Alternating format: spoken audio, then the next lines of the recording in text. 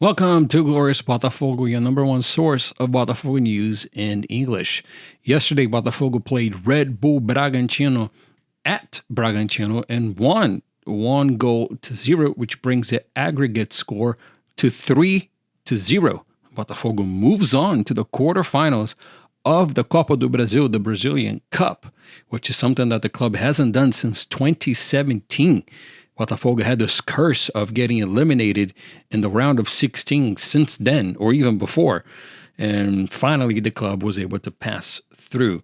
But what I need to talk about this match, first of all, I watched the first 35 minutes of the first half, and I saw that crazy goal that Bragantino scored that luckily was caught offside. But I did not watch the whole second half at all. So I can't even comment on the game. For those that don't know, I coach football. I coach soccer, and on Mondays and Wednesdays is when I coach. And the match started at 5. My training session started at 6. So if there's a match on Monday and Wednesday that starts either at 5 or at 6 p.m. U.S. Central Time, I'm not going to be able to watch it. Unless it starts at 7:30 or like a 4:30 or something, then I can watch the match until the end. But if it's a 5 or 6, I'm out of luck. But what I want to talk about this game is Danilo's assist. If you have not seen the assist that Danilo gave to Savarino, that, by the way, Savarino was playing as a false 9 yesterday and worked out pretty great from what I've seen. It is an absurd, pornographic, as we call it in Brazil, pass. It was a kind of like as Danilo himself said, is a trivela pass with the inside foot, where he whipped the ball this way with his left leg.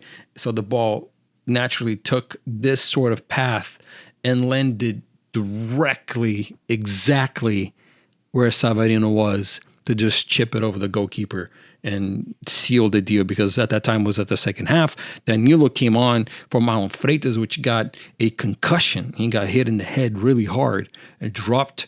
I think he might have damaged his nose. I don't know if he broke his nose or something like that. But he ended up getting subbed off. Marlon Freitas is good. Marlon Freitas is well. He does not play the next match due to the concussion protocols. So we will not have Marlon Freitas against Fortaleza of Renato Paiva. So that's going to be an interesting match away from home. So that's what I wanted to talk about in regards to that. We moved on. We're through. John's transfer to West Ham United is off the table. It is no longer happening because it was basically certain. John was actually supposed to be on his way to England today. And there are some conflicting information. So I want to be fair here. There's some conflicting information. The information number one is that John was at the airport when he received the information that the deal was off the table. That's the first information that I got. That he was at the airport, and somebody close to John said that the way the West Ham United conducted this negotiations was shameful. Apparently, John was supposed to make 4 times what he currently makes at Botafogo. And at the last minute, West Ham United sent the contract, and it was only doubled what John makes. Not only that, West Ham United, per the request of the head coach, signed a goalkeeper for 18 million euros. So John was not coming to be the starter. He was not coming to fight for a starting spot. He was going to automatically be second or third keeper because he had Areola there to fight the position. So John was going to go from a starter here at Botafogo to being a third choice at West Ham. So that's that. So if I was John, and if I had read that they signed a goalkeeper to be a starter, I was going to make 4 times as much. Now I'm only going to make half. I would as well not go through with the deal. So that's the first narrative. The second one that is coming from John's management team is that upon reflecting on the decision, John thought it was best to stay at Botafogo. So he chose to stay, and he declined the West Ham offer because he wants to fight for more titles here and be closer to the national team, because obviously Davide Ancelotti is the manager. And if John is the goalkeeper, and he can tell his dad that he's a goalkeeper you can trust on a national team level for the World Cup, then he's going to go. Now, I don't fault a player for wanting to play overseas. And I'm going to talk about Savarino here in a second, because the same thing's happening to him in a way. It's every player's dream, especially from Brazil, to go to Europe and play. John already went to Europe and he played in the La Liga. He had an injury. He couldn't, get back into the starting 11 or get into a starting 11, and left back home to Brazil. And he had a real chance to go to a Premier League team, and he had a real chance to go and play and be a starting goalkeeper until that option was no longer on the table, because he knew, and this is what I think happened. John had the contract. They talked about it, and even if his salary was not going to be 4 times, right? Even if it was going to be doubled, if he was going to go to fight for a starting position, he would have gone. I think that when he found out that he was not going to be fighting for a starting position, that he was going to automatically, at best, be second string goalkeeper the year before a World Cup possibility, that goes off the table. So I don't fault John for wanting to go. If I was in his position, maybe I would have gone, maybe not, right? Because I'm a supporter of the club. If I won the titles like I did last year, and I'm 29 years old, and I know that I can stay at the club for 3, 4, 5 more years and put my name in the top 3 best keepers to ever play for the club, I would have done it. But that's just me personally, right? But players are players, man. They're gonna go where the pocket says. There's a little bit of emotion behind it. Like Savarino, for example, he was supposed to go to Olympique Lyonnais in July, right? Last month, he was supposed to go there. But due to everything that's happening over there and not knowing what was going to happen in a country that they don't speak the language, don't know the culture, right? They chose with the family to stay in Brazil. Now, was that actually true, or was it something that they're just saying? Because now Savarino got an offer from Arthur Jorge's team, Al Rayyan. So he's going to get a lot of money over there. I am sure they're going to offer him a crazy salary, just like Gregory. That's why Gregory left, right? He's going to make generational wealth. Savarino could do that too. Would it be enticing for Savarino to go to a place where he's already going to know somebody? He's going to know Gregory. There are other Brazilian players there in Qatar. He knows Arthur Jorge and the coaching staff. Yes, he's going to be in a different country. Yes, it's going to be a different culture, but I'm sure the club will provide what they need, especially a player like Savarino that's going to come in and make an immediate impact, right? So I feel like it's more likely and more probable that Savarino is going to go to Al Rayyan rather than Olympique Lyonnais. And that's just my opinion. So Botafogo needs to keep Savarino. He's a very important player. Yes, he hasn't been playing good, and his head was probably conflicted with the whole Olympique Lyonnais move, but if he's focused, we saw what he can do. 14 goals, 14 assists last year. Savarino needs to stay, at least until the end of the season. If he wants to go to Al Rayyan at the end of the season, then whatever. I'm not gonna fault him, right? He's a guy from another country. He's got no ties to Botafogo other than coming over here, playing for the club, winning these titles, and becoming a hero to the supporters. So yeah, that's that, but players do that all the time. They leave all the time. So I would not fault Savarino if he goes to Al Rayyan, but Botafogo needs to be able to keep the player because he's a very important player. Right? He's a very important player. He needs to stay. Speaking of very important players and players that could maybe make a difference is Chris Ramos from Spain, that Spaniard striker. I think he's like 28 years old, something like that. So he's still got a lot of gas in the tank left.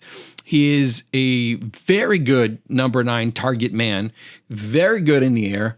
He's very tall, but his speed is very deceptive. He is very fast, and physically he can go one-on-one with everybody. I saw a video of him going 1v1 on foot against defenders and beating them and dribbling the goalkeeper, but yet he missed the goal, but he dribbled the goalkeeper. He scored some bicycle kicks, some crazy headers. He finishes, he dribbles fairly well, but he's not going to be the guy that's going to create the chances for you, right? If it's on a breakaway, he may be able to get there on foot because he's very fast. His acceleration, sprint speed is very fast. He may be able to win on a contact, a body contact, and inside the 18 in the box, he can be very deadly. So I'm excited, man. Come on, CR9, come on over here. So CR70, whatever the hell. Chris Ramos, if he's going to actually come in and make an impact, then he's very welcome at the club. Botafogo was nominated for Club of the Year, the 2024 Club of the Year that's going to be nominated at the 2025 Ballon d'Or ceremony happening on the 22nd of September. Botafogo, PSG, Chelsea, Liverpool, and Barcelona, I believe, are the nominees. And Botafogo was nominated for Club of the Year. And I think we have an actual, real legit chance of winning because Botafogo, yes, PSG won the Champions League, and then they won the Ligue 1, and then they won the Coupe de France, right? They got the treble. But winning the Brasileirão and winning the Libertadores, in my opinion, is a much bigger feat than winning what they did. Obviously, the Champions League weighs heavily on that. So to me, it would be between Botafogo and PSG. I think PSG has the edge, and I would not be surprised if they win. But I think the club has a very real chance, especially after what we did at the Club World Cup by beating PSG. So I see a real chance here, actually, honestly, for Botafogo to win Club of the Year. Now let's talk about some not so fun stuff. Eagle and John Textor. Eagle Football has counterattacked and countersued Botafogo, and that report came out today. So it's a report from today. Botafogo has 5 days to respond, and this would completely block Textor from making any sort of decision, any sort of motion inside the club, and it calls for it to revert some of the recent changes that Textor made. So we will see what the ramifications of that are, because again, this is real big. This is big stuff, guys. This is a fight of big people, big dogs. Let me quickly read, otherwise this video is going to be very long, but let me just kind of summarize here. So this action against John Textor is to prohibit John Textor to make any sort of decisions without consulting Eagle Football. The lawyers ask for basically the cancellation of the effects that was given on the 17th of July that prohibits Eagle Football from making decisions, right? So they want to revert that, and they want Eagle Bitcode to be able to have the say-so in the decisions when it comes to the club. They understand that John Textor, that this battle against John Textor can go on for a long time, and it will affect the club. So this is very important to keep the cash flow going. There's a report that says that the club has 2 to 3 months worth of cash flow to be able to pay for the salaries and all that. So if this in 3 months, we're going to be at the end of the season. If everything falls apart at the end of the season, you can kiss goodbye any chance of anything happening. So this council from Textor's part is comprised of Textor, Jordan Elliott Fixenbaum, Kevin Weston, and Ducésio Melo, which is a former Botafogo president. And it says that Christopher Mallon is the new administrator of Eagle, that asked Textor to leave the control of Eagle, and that any decision without Eagle Bitco via its official representative cannot be taken. They want to even criminally indict Textor and his partners if this is seen as if they do not basically comply to the measures. So nasty stuff. This is a fight of very big dogs. So all we can do is sit back and watch. But I think in the eyes of the public or in the eyes of the business world, when it comes to investment, I think Botafogo comes out of this unaffected. I think the club, based on 2024 and 2025, has caught the eyes of the world, has caught the eyes of a lot of people. So I'm sure there's going to be an investor wanting to come in, maybe even Marinakis. But I think this also includes prohibiting anybody associated with Texter, including Marinakis, to bid or to take part in this. So if there's anything else major coming through, I will let you know. I think Botafogo plays this coming Sunday. Let me check the time. Actually, Botafogo plays this Saturday at 6:30 against Fortaleza away from home. We will see former coach Renato Paiva once again. We will see what's going to happen. And obviously, this is going to be the end of the first leg of the Brasileirão. This is the last match of the first leg. Botafogo has 2 less matches than the rest of all the competition. There are some teams as well that are down 2 matches. We will see when those games will be played, so everybody can catch up and we can really see what's the reality of Botafogo in the Brasileirão.